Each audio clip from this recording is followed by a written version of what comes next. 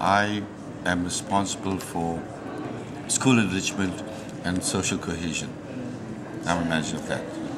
What is social cohesion? Social cohesion deals or is about getting people.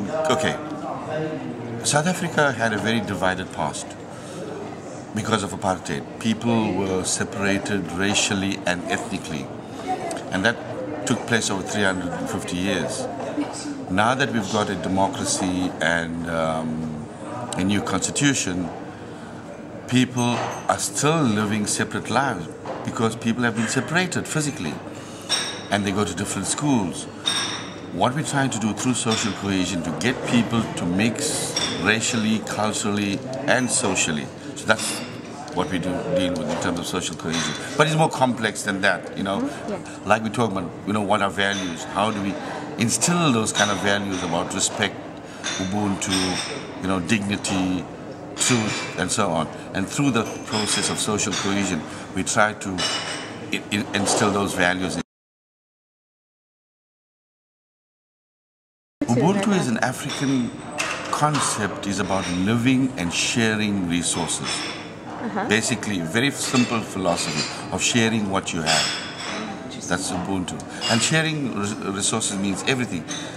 Your intellectual capacity, your education, your resources, your food, whatever. It's about sharing. People share in South Africa. Interesting. And so what are some of the main challenges that are facing South African educators like yourself right now?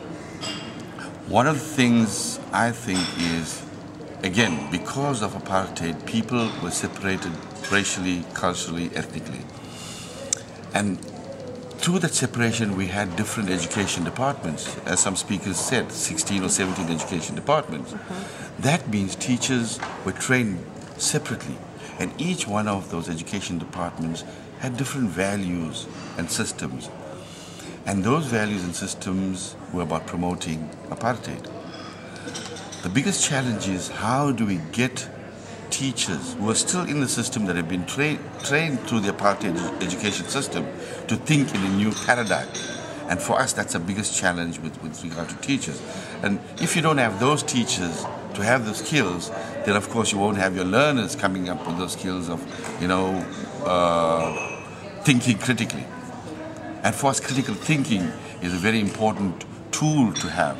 That's when you can start engaging with issues of civic and civil responsibility.